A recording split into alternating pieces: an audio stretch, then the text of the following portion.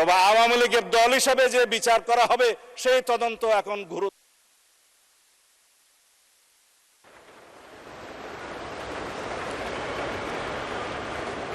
জি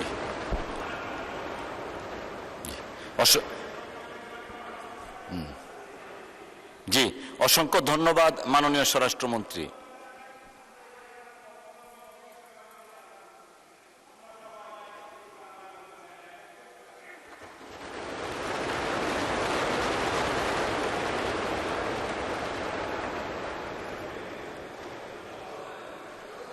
জি, ধন্যবাদ মাননীয় স্বরাষ্ট্র।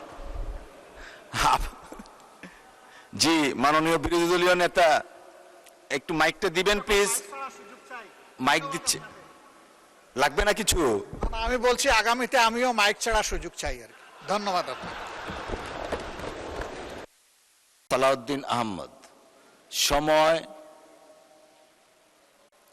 সময় অফকোর্স 15 মিনিট আপনার জন্য। জি, 15 মিনিটস, 15 মিনিট। মাননীয় স্পিকার, আপনাকে ধন্যবাদ। আপনাকেও ধন্যবাদ। আপনি মাননীয় বিরোধী দলীয় নেতার প্রতি ইনজাস্টিস করেছেন। আমি অভিযোগ করছি, সংসদে সংসদ নেতা এবং বিরোধী দলীয় নেতার কোনো টাইম লিমিট থাকবে না যখন তারা আজকে 68 বিদের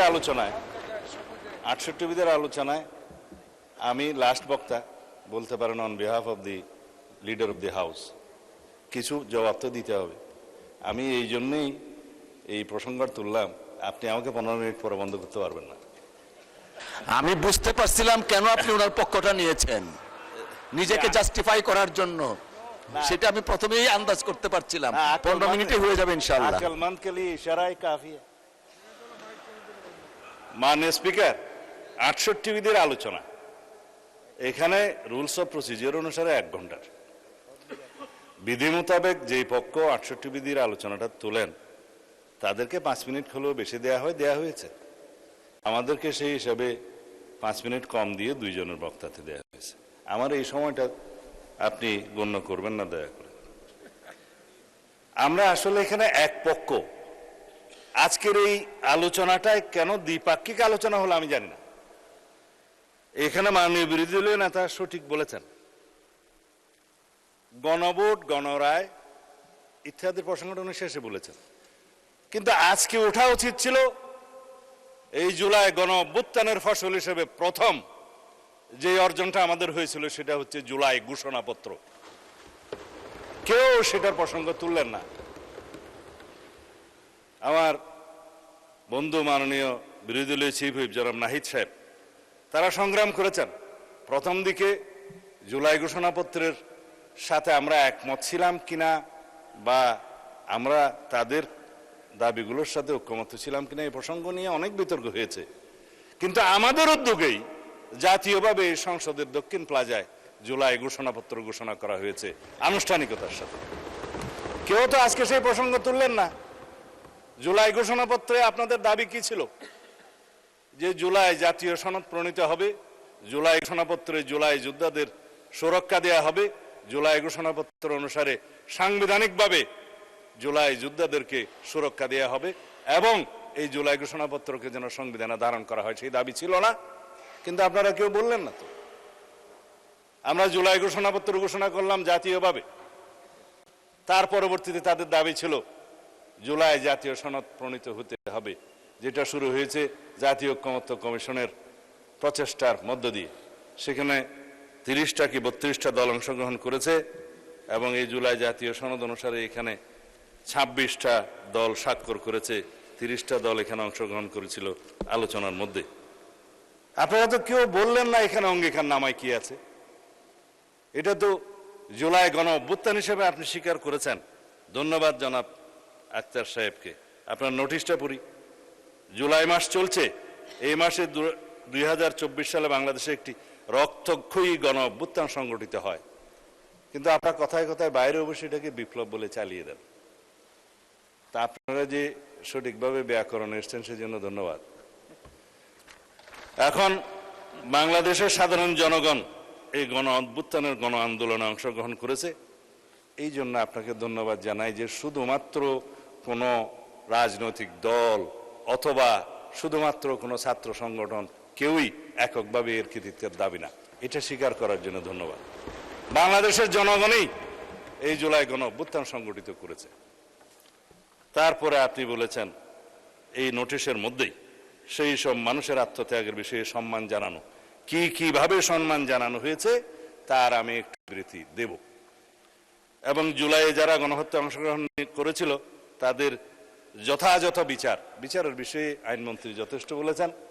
দুইটা বিষয় উনি হয়তো সময়ের অভাবে বলতে পারেন না, সেটা আমি এক লাইনে বলব।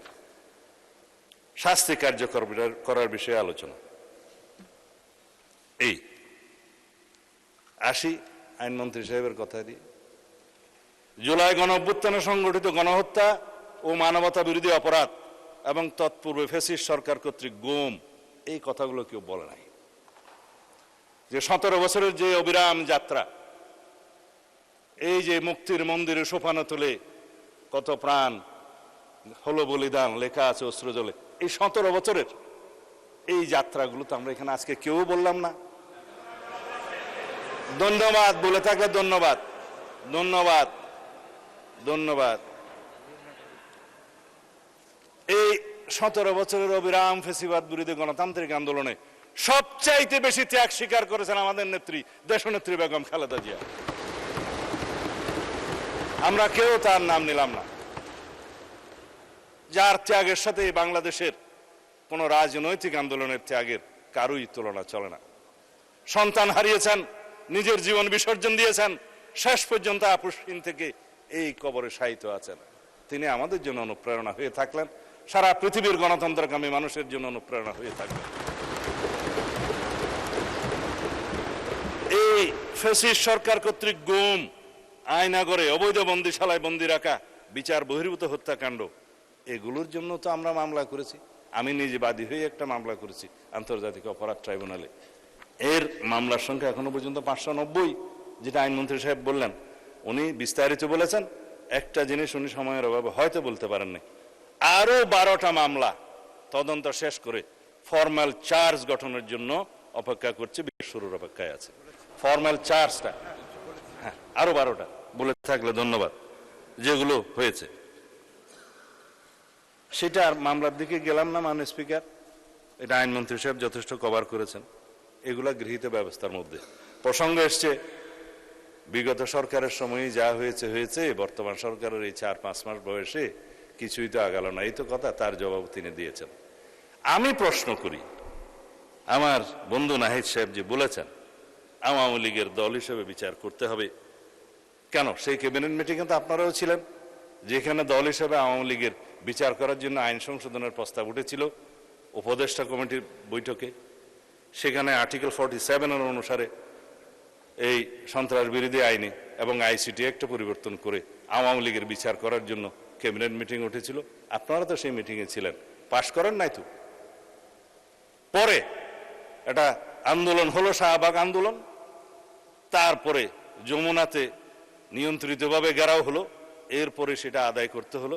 আমি নিজে আজকে পার্লামেন্টে স্বীকার করছি, উদ্যোগী হয়ে দলের পক্ষ থেকে সেই আইন প্রণয়নের জন্য সহযোগিতা করে সেই আইনটা পাশ করেছি, যে আওয়ামী লীগের বিচার দাবি করছি আমরা।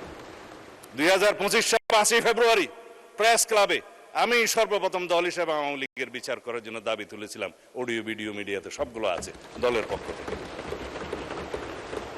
কিন্তু আপনারা আপনাদের অতীত বলতে চান না, আমিও চাই না, অতীত নিয়ে ঘাটাঘাটি করতে চাই না। আমরা সামনের দিকে যাব, ইতিহাসের দিকে কম হাঁটব। কিন্তু ভবিষ্যৎ সব সময় লেখা থাকে অতীতের মধ্যে। সেই অতীত নির্ধারণ করতে বর্তমান এবং ভবিষ্যৎ কি হবে, সেই জন্য মাঝে মধ্যে একটু ইতিহাস চর্চা। তারপর আমি আজকে ইতিহাসে যাব না। মাননীয় স্পিকার, জুলাই যোদ্ধাদের সুরক্ষার জন্য যে প্রতিশ্রুতি, যে অঙ্গীকার আমরা জুলাই জাতীয় সনদে করেছি, সেটা তো বাস্তবায়ন হয়েছে। এখানে আজকে আবার নতুন করে আমার বন্ধু বললেন যে আমাদের কোনো কোনো সদস্য বলছেন যে জুলাই যোদ্ধাদের সাথে পুলিশ হত্যার একটা তুলনা করে বক্তব্য দিয়েছে। এই মহান জাতীয় সংসদে কেউ কোনো বক্তব্য দেয় না। হাউসের বাইরের কোনো বক্তব্য পার্লামেন্টের ডিসকাশনে আসতে পারে না। It is irrelevant in the house. কেউ যদি কোথাও বলে থাকে, টক শোতে বলে থাকে, বাইরে বলে থাকে, সেটা সেখানে ব্যাপার। পার্লামেন্টের প্রসিডিং এর মধ্যে আসবে না। আমরা জুলাই জাতীয় সনদের এই অঙ্গীকার নামায় যেখানে সংশোধন হয়েছে, যেদিন স্বাক্ষর হবে জুলাই জাতীয় সনদ, সেদিনও একটা আন্দোলন হয়েছে এই দক্ষিণ প্লাজার সেই মাঠে জাতীয় সংসদের। আমি নিজে টেলিফোন করে, আমার বন্ধুরা সাক্ষী আছে কয়েকজন, আমি প্রফেসর আলী রিয়াজ সাহেবকে অনুরোধ করে সেটা সংশোধন করে বলেছি, হ্যাঁ তাদের দাবি ন্যায্য, এই অঙ্গীকার নামা আপনারা সংশোধন করেন, আমরা সবাই স্বাক্ষর করব। সেটা কি ছিল? শহীদ পরিবার ও আহত বীর জুলাই যোদ্ধাদের আইনগত দায় মুক্তি এবং মৌলিক অধিকার সুরক্ষা ও নিরাপত্তা নিশ্চিত করা। সেটা অর্ডিন্যান্স হয়েছে পরে, সেই অর্ডিন্যান্স তো প্রথম সেশনে আমরা আইনে পরিণত করে দিলাম, জুলাই যোদ্ধাদের সুরক্ষা আইন। সেটা বাস্তবায়ন হয়েছে। এখন বাস্তবায়নের দরকার হলে এই জুলাই জাতীয় সনদ। আপনারা যেহেতু জুলাই ঘোষণাপত্র নিয়ে কথা বলেন নাই, যেহেতু আপনারা জুলাই জাতীয় সনদ নিয়ে আজকে কথা বলেন নাই, শুধু আপনারা বলেছেন গণভোটের গণরায়কে শ্রদ্ধা করা দরকার। গণভোটের গণরায়কে শ্রদ্ধা জানাতে হলে সংবিধান সংশোধন কমিটিতে আপনাদেরকে আসতে হবে, সেখানে আলোচনা করতে হবে। সেখানে যদি সবাই সমঝোতার ভিত্তিতে আমরা যদি এই জাতীয় কি যেন সংবিধান সংস্কার পরিষদ যদি গঠন করতে হয়, সেই আলোচনা ওখানে হবে। কিন্তু আপনারা ওয়াকআউট করলেন, আপনারা সংবিধান সংশোধনী কমিটিতে থাকতে চাইলেন না। সেটা ইতিহাস হয়ে থাকলো, জাতি দেখলো। আমরা এই সংবিধান সংশোধন করতে চাই, সংবিধানের গণতান্ত্রিক সংস্কার করতে চাই, আমরা রাষ্ট্র কাঠামোর গণতান্ত্রিক সংস্কার করতে চাই, আমরা বিচার বিভাগের স্বাধীনতা নিশ্চিত করতে চাই, গণমাধ্যমের স্বাধীনতা নিশ্চিত করতে চাই, এবং আমরা ভবিষ্যতে যাতে এই দেশে কোনোদিন ফেসিবাদ এবং ফেসিবাদী কোনো উৎপত্তি না হয়, উৎপাদ না হয়, পার্লামেন্টারি ফুয়ারার সৃষ্টি না হয়, সেজন্য একটা আমরা এমন সংবিধান সংশোধন করতে চাই যে সংবিধানটা সমঝোতার ভিত্তিতে গ্রহণ করা উচিত। কিন্তু আপনারা সহযোগিতা করলেন না। এখনো উন্মুক্ত আছে 5টা আসন, সদস্য সংখ্যা আপনাদের জন্য নির্ধারিত আছে। আপনারা যদি কখনো মনে করেন এই সংবিধান সংশোধনী কমিটিতে আসবেন, তাহলে আপনারা এই গণতান্ত্রিক চর্চা হিসেবে আপনারা অংশগ্রহণ করতে পারেন। আমরা অলওয়েজ ওয়েলকাম জানাবো। হয়তো আপনাদের রাজনীতি আছে, মাঠের বক্তৃতা দিবেন, গণভোটের গণরায় কার্যকর করা হোক। কিন্তু এই গণভোটের গণরায়টা কিসের উপর ভিত্তিতে ভাই? সব এটা আইনের ভিত্তিতে ভোট ছিল। সেই আইনটা কি ছিল? আইনও ছিল না, আদেশের ভিত্তিতে ছিল। সেই আদেশটাও অবৈধ ছিল। সেই আদেশের মধ্যে তো কোনো সমঝোতা হয়নি। জুলাই জাতীয় সমঝোতা আপনাদের সবার স্বাক্ষর আছে, সমঝোতা হয়েছে, ঘোষণাপত্র সমঝোতা হয়েছে, ঐতিহাসিকভাবে সেটা স্বাক্ষরিত হয়েছে, এই দক্ষিণ প্লাজায় সেটা জাতি দেখেছে।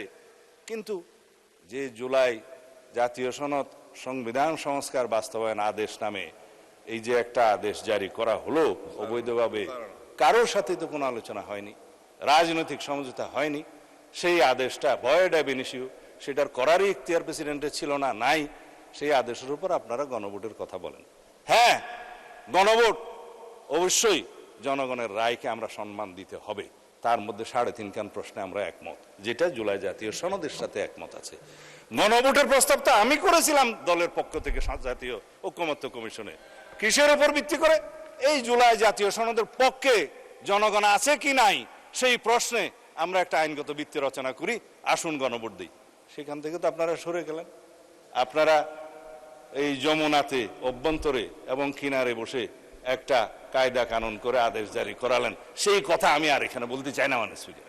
যাই হোক, এখন যে প্রশ্নগুলো তুলেছেন, মাননীয় আইনমন্ত্রীর দিকে একটু উদ্দেশ্য করে বলেছেন মাননীয় বিরোধী দলীয় নেতা, যে 96-তে টেনে নিয়ে গেলেন কেন?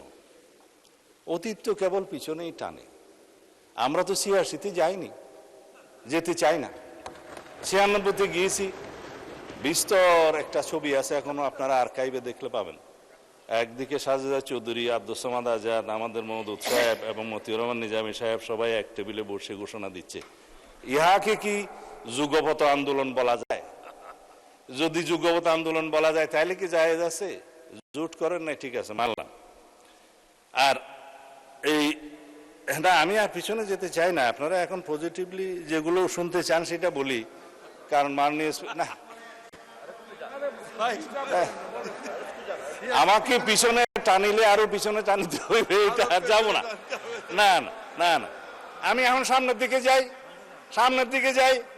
আপনারা চেয়েছেন যে আমি তো সময় তো দিবে না, আমরা কি এই যে আপনাদের এই নোটিশের প্রেক্ষিতে কি কি কার্যকর ব্যবস্থা গ্রহণ করেছে সেটা এবং আপনাদের কি কি আজকে দাবি আছে সেটা বলি শুধু। মাননীয় বিরোধী দলের নেতা বলেছেন, জনাব নাহিদ সাহেব বলেছেন, জুলাই জাদুঘর, স্মৃতি জাদুঘর 5ই আগস্ট খুলে দেওয়া হোক। এটা আজকেই সংবাদ সম্মেলন করে সাংস্কৃতিক মন্ত্রণালয় থেকে জানিয়ে দেওয়া হয়েছে 5ই আগস্ট জুলাই স্মৃতি জাদুঘর খুলে দেওয়া হবে। মাননীয় প্রধানমন্ত্রী সেটা উদ্বোধন করবেন।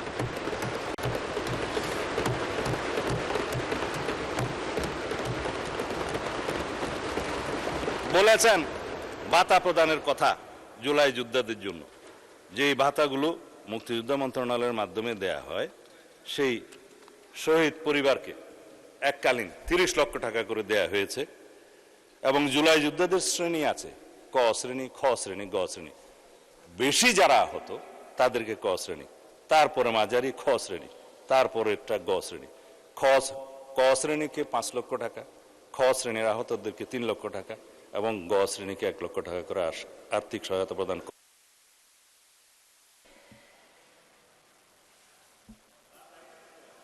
আচ্ছা, যে মাননীয় মন্ত্রী বিরোধী দলে সরকারি দলের চিফ হুইপ বলছেন 5 মিনিট বাড়ানোর জন্য। এত একটু এক্সটেন্ড করলাম, 3 মিনিটস অ্যাডেড, 8 মিনিটস, 8 মিনিট। ধন্যবাদ। আচ্ছা, এরপরে তো আপনারা সংসদে আজকে বিরতি দিয়ে বাসায় যাবেন, আর তো কোনো কাজ নাই। মাননীয় স্পিকার, জুলাই শহীদ পরিবারকে, এটা আপনাদের প্রশ্নের উত্তরে কি কি আমরা করেছি সেটা না শুনলে তো হাফ ডান হয়ে গেল। শহীদ, আমি অতীতে যাব না বলতে দিয়ে আর কি, সামনে যাচ্ছে।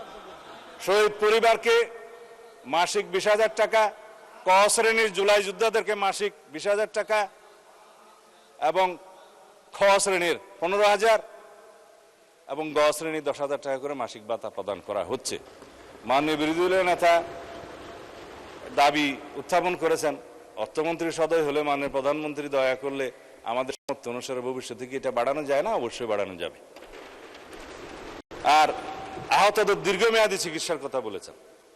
আমরা নিজেরা যখন ইন্টারিম গভর্নমেন্টের সময় চলছিল, মাননীয় প্রধানমন্ত্রী তখন দলের চেয়ারপারসন, ভারপ্রাপ্ত চেয়ারপারসন, আমাদেরকে প্রত্যেককে নির্দেশ দিয়ে আমরা পঙ্গু হসপিটালে যেখানে যেখানে যাওয়া আমাদের সামর্থ্য অনুসারে আমরা সব সময় চেষ্টা করেছি তাদেরকে সহায়তা করার, বিদেশে চিকিৎসা দেওয়ার। এখনো পর্যন্ত কোনো আহত জুলাই যোদ্ধার যদি বিদেশে চিকিৎসার প্রয়োজন হয়ে থাকে, অগ্রাধিকার ভিত্তিতে তাদের সেই ব্যবস্থা গ্রহণ করা হবে ইনশাআল্লাহ। জুলাই ফাউন্ডেশনের কথা বলেছেন মাননীয় বিরোধী দলের নেতা। জুলাই ফাউন্ডেশন এখনো পর্যন্ত আছে, বজায় থাকবে এবং জুলাই ফাউন্ডেশনের উত্তর সেটার কর্মকাণ্ড বৃদ্ধি করার জন্য এবং জুলাই ফাউন্ডেশনের মাধ্যমে তাদেরকে কি কি আরো সেবা দেওয়া যায় ভবিষ্যতে সেটার যথাবিহিত ব্যবস্থা করার জন্য ফাউন্ডেশনের যে তত্ত্বাবধায়ক মন্ত্রণালয় তারা সেই ব্যবস্থা গ্রহণ করবেন। মাননীয় প্রধানমন্ত্রীর সম্মতি দিয়েছেন, অধিদপ্তর আছে আলাদা। আমরা এই আমাকে একটু বলতে দিবেন তো, তাইলে ওরা আবার আপনার সময় দিতে হবে। যাই হোক, আমরা জুলাইয়ের চেতনাকে ধারণ করি, রাজনীতি করি না। আমরা জুলাইয়ের চেতনাকে ধারণ করে কোনোদিন রাজনীতি করতে চাই না এবং সবাইকে নিষেধ করব এই জুলাই বাংলাদেশের সকল মানুষের, যারা ফেসিবাদ বিরোধী গণতান্ত্রিক আন্দোলনে দীর্ঘ 17 বছরের আন্দোলনে যারা শহীদ হয়েছেন, গুম হয়েছেন, খুন হয়েছেন, মামলায় হামলায় জর্জরিত হয়েছেন, তাদের সবারই এই জুলাই, সারা সমগ্র বাংলাদেশের মুক্তিকামী মানুষের এই জুলাই। আমরা এই জুলাইকে ধারণ করি। কৃতিত্ব যেন আমরা কেউ দাবি না করি। যারা 71-এর চেতনা নিয়ে ব্যবসা করতে করতে, রাজনীতি করতে করতে আজকে দুলাই গিয়ে কি যেন দিল্লি গিয়ে ঠাঁই হয়েছে, সেই অবস্থা যেন আমাদের কারো না হয়। সুতরাং বাংলাদেশের ভবিষ্যৎ প্রজন্ম এই জুলাই গণ অভ্যুত্থানের স্মৃতিকে ধারণ করে, এই ইতিহাসকে ধারণ করে ভবিষ্যতে যাতে শিক্ষা নেয়, ভবিষ্যতের সকল সরকার যাতে শিক্ষা নেয়, কোনোদিন যাতে ফেসিবাদী আচরণ করার সাহস না পায়, সেইভাবে আমরা জুলাইকে ধারণ করবো। মাননীয় স্পিকার, আমরা মিডিয়ার ফ্রিডম নিয়ে কথা বলছি। মাননীয় বিরোধী দলের নেতা বলেছেন যে কিছু কিছু মিডিয়া এখনো আগের আচরণ করার জন্য তারা তাদের সিমটম প্রকাশ করা শুরু করেছে। একদিকে আমরা ফ্রিডম অফ স্পিচের কথা বলবো, আর একদিকে আমরা তথ্য প্রবাহকে এবং মিডিয়ার ফ্রিডমকে আমরা গলা চেপে ধরবো, সেটা হয় না। আমরা পাল্টা সেটার জবাব দিয়েই সেটার জবাব দেব, পাল্টা জবাব দিয়েই মিডিয়ার সেই সমস্ত আচরণকে আমরা জবাব দেব। কোনো মিডিয়াকে আমরা স্বৈরাচারী আচরণ করতে দেব না, কিন্তু সেটা ডিপেন্ড করবে আমাদের আচরণ। কারণ ফ্রিডম অফ স্পিচ এবং freedom of press is always subject to some restriction impose by the reasonable ground in the interest of the state, এবং সেই রিজনেবল রেস্ট্রিকশনগুলো বর্ণনা করবে মাননীয় আদালত। সেটা আছে আর্টিকেল 39, সেটা কিন্তু উন্মুক্ত নয়। যাই হোক, আমরা বর্ডার ইস্যু নিয়ে এখানে মাননীয় বিরোধী দলীয় নেতা কথা বলেছেন। বর্ডার ইস্যুতে এই প্রথমবার এই আমরা 4-5 মাসের সরকারে আমরা সমস্ত জায়গায় একজনকে অবৈধভাবে পুশিন হতে দেই নাই, সেটা অন রেকর্ড। আমরা চেষ্টা করেছি আমাদের সার্বভৌমত্বকে আমরা যেন সর্বতোভাবে রক্ষা করার চেষ্টা করেছি। আমরা আমাদের জওয়ানরা, বিজিবির সৈনিকেরা পাল্টা গুলি করেছে আমাদের বর্ডারে, আপনারা নিশ্চয়ই দেখেছেন। আমরা বলেছি যে কোনো দেশের এমন কোনো আচরণ আমরা বরদাস্ত করব না যাতে আমাদের সার্বভৌমত্ব ক্ষুণ্ণ হয়, আমাদের স্বাধীনতা ক্ষুণ্ণ হয়। আমরা সবাই এক, এখানে সরকারি দল বিরোধী দল বলতে কোনো কথা নেই। আমরা বাংলাদেশের স্বাধীনতা সার্বভৌমত্বের প্রশ্নে সবাই ঐক্যবদ্ধ থাকবো। আমরা ফ্যাসিবাদ বিরোধী গণতান্ত্রিক আন্দোলনে যেভাবে ইস্পাত কঠিন জাতীয় ঐক্য আমরা গড়ে তুলেছি, সেই জাতীয় ঐক্য ন্যাশনাল ইস্যুতে সবসময় এক থাকবে বলে আমরা বিশ্বাস করি। আমরা যা কিছু তর্ক বিতর্ক করব সরকারি দল বিরোধী দল এই হাউসের মধ্যে করব, কিন্তু আমরা কোনো জাতীয় ইস্যুতে স্বাধীনতার সার্বভৌমত্বের প্রশ্ন আমরা কখনোই ছাড় দেব না। আমরা ঐক্যবদ্ধ থাকবো যেভাবে আমরা ফ্যাসিবাদী গণতান্ত্রিক আন্দোলনে ঐক্য গড়ে তুলেছি। এটাকে আমরা শক্তিতে পরিণত করব এই জাতিকে এগিয়ে নিয়ে যাওয়ার জন্য। মানে স্পিকার, পার্শ্ববর্তী দেশের সাথে সম্পর্ক কি হবে সেটা তো আমরা এখানে আলাপ আলোচনা করে সংসদে আমরা সংবিধান সংশোধন করে পররাষ্ট্রনীতি সংশোধন করে আমরা এখানে করতে পারি। সেটা তো সরকারের একক কোনো দায়িত্ব না। প্রতিবেশীকে কখনো পাল্টানো যায় না। কথায় আছে যে আপনি আপনার স্ত্রী পাল্টাতে পারবেন, কিন্তু প্রতিবেশী তো আপনি পাল্টাতে পারবেন না। সুতরাং না, এটা অন্যভাবে বললেন না। হ্যাঁ, সুতরাং প্রতিবেশীর সাথে কি সম্পর্ক হবে, বাইলেটারাল কি সম্পর্ক হবে, ট্রেড এন্ড কমার্সের কি সম্পর্ক হবে, অবশ্যই সেটা on the basis of the mutual dignity, respect and on the basis of the sovereign equality, সেটা আমরা আগেই ঘোষণা করেছি। আমরা তো আগেই বলেছি, আমাদের নেতা আগে বলেছেন, ওই অন্য কোনো দেশ নয়, সবার আগে বাংলাদেশ। আমি নাম নিলাম না, আমরা সবার আগে বাংলাদেশ নীতিতেই আমরা আছি এবং এইভাবেই আমরা ম্যান্ডেট পেয়েছি। মাননীয় স্পিকার, আমার বন্ধু আক্তার সাহেব অনেক বিষয়ে কথা বলেছেন যে হাসিনাকে ফিরিয়ে নিয়ে এসে রায় কার্যকর করা হবে কিনা। হাসিনাকে ফিরিয়ে নিয়ে আসার জন্য ইন্টারিম গভর্নমেন্ট থেকে শুরু করে এই পর্যন্ত আমরা তাগাদাপত্র দিচ্ছি as per the extradition treaty with the পার্শ্ববর্তী দেশ আর কি, নেইবারিং কান্ট্রি। সেই এক্সট্রাডিশন চুক্তি অনুসারে, ট্রিটি অনুসারে আমরা তাকে ফেরত চাই। আমরা চাই তিনি ফেরত আসুক, বিচারের মুখোমুখি হোক। তবে আইনমন্ত্রী বলেছেন তাকে আসলে অ্যারেস্ট করা হবে এই জন্য যে শি ইজ অলরেডি কনভিক্টেড, সুতরাং তার আত্মসমর্পণের সুযোগ নাই। তিনি আসলেই তাকে গ্রেফতার করা হবে, রায় কার্যকর করা হবে। যদি আপিলের কোনো সুযোগ থাকে সেটা অন্য কথা, আইন আদালত বলবে। আর বেনজিরকে কি ইন্টারপোলের মাধ্যমে গ্রেফতার ইন্টারিম গভর্নমেন্ট করতে পেরেছে মাননীয় স্পিকার 2 বছরে? আমরা করেছি 3 মাসের সরকার আসানো। সেই বেনজিরের সমস্ত কাগজপত্র 30 দিনের ভিতরে দিতে বলেছে সেই গভর্নমেন্ট, আমরা 3 দিনের মধ্যে দিয়েছি। আমরা অপেক্ষা করছি কখন তাকে ফেরত নিয়ে আসতে পারবো। আমরা হাদির হত্যাকারী 3 জনকে আমরা ফেরত চেয়েছি, সেখানে অ্যারেস্ট অবস্থায় আছে, তাদের বিরুদ্ধে মামলা চলছে। আমরা চেয়েছি সেই গভর্নমেন্টের কাছে এক্সট্রাডিশন চুক্তি অনুসারে কাগজপত্র পাঠিয়েছি। আশা করি তাদেরকে আমরা ফিরিয়ে নিয়ে আসতে পারবো। ফিরিয়ে নিয়ে আসলে পূর্ণাঙ্গ তদন্ত হবে এবং সেভাবে চার্জশিট হবে। আমাদের আন্তরিকতার কোনো ঘাটতি নাই। এখন আপনারা বলেন ট্রাইব্যুনালের সংখ্যা বাড়াতে হবে। আমরা পার্শ্ব করে ইন্টারিম গভর্নমেন্টের সময় একটা ট্রাইব্যুনাল থেকে 2টা ট্রাইব্যুনালে নিতে বাধ্য করেছি। এখন যদি প্রয়োজন হয় ট্রাইব্যুনালের সংখ্যাও বাড়বে, প্রসিকিউশনের সংখ্যা বাড়বে, ইনভেস্টিগেশন টিম বাড়বে, লজিস্টিক টিম বাড়বে। আমাদের প্রধানতম উদ্দেশ্য হচ্ছে এই দেশে ন্যায় বিচার প্রতিষ্ঠা করা। 1400 শহীদ হয়েছে, এটা জাতিসংঘের রিপোর্ট, কিন্তু এটা আমরা জানি 2000-এর বেশি। আহত হয়েছে 30,000-এর মতো মানুষ। তাদের সকলেরই ন্যায় বিচার নিশ্চিত করা হবে ইনশাআল্লাহ। যে বিচারগুলো এখানে আমরা শুধুমাত্র আইসিটি কোর্টে পেন্ডিং আছে দেখলাম, তার বাইরেও অনেক সাধারণ মামলা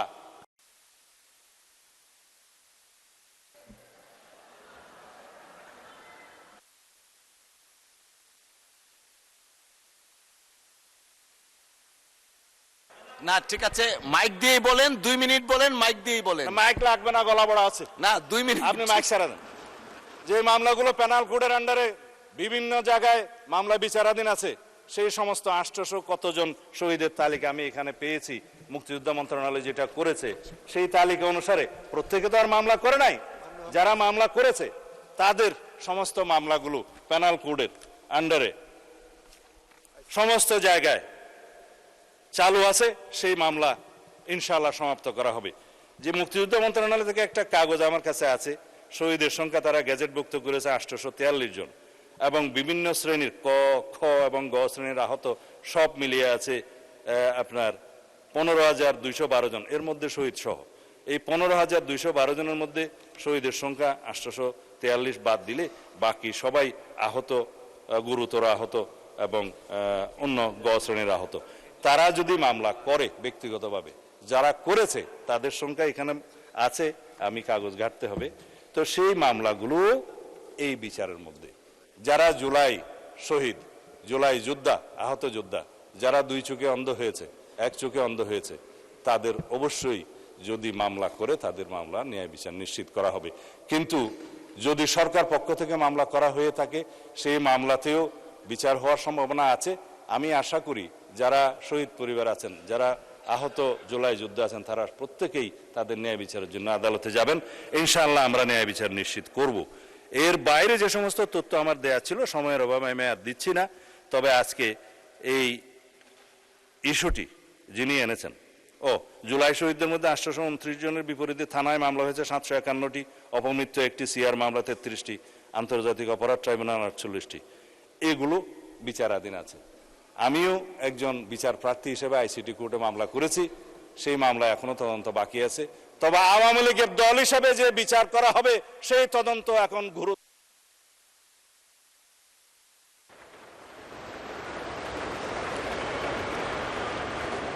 জি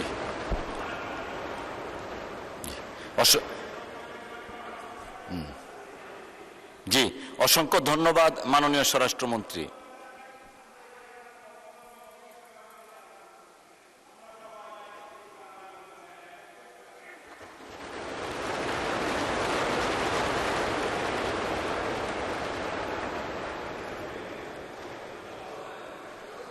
জি, ধন্যবাদ মাননীয় স্বরাষ্ট্র। জি, মাননীয় বিরোধী দলীয় নেতা একটু মাইকটা দিবেন প্লিজ। মাইক দিচ্ছে, লাগবে না কিছু? আমি বলছি আগামীতে আমিও মাইক ছাড়া সুযোগ চাই আর কি। ধন্যবাদ আপনাকে।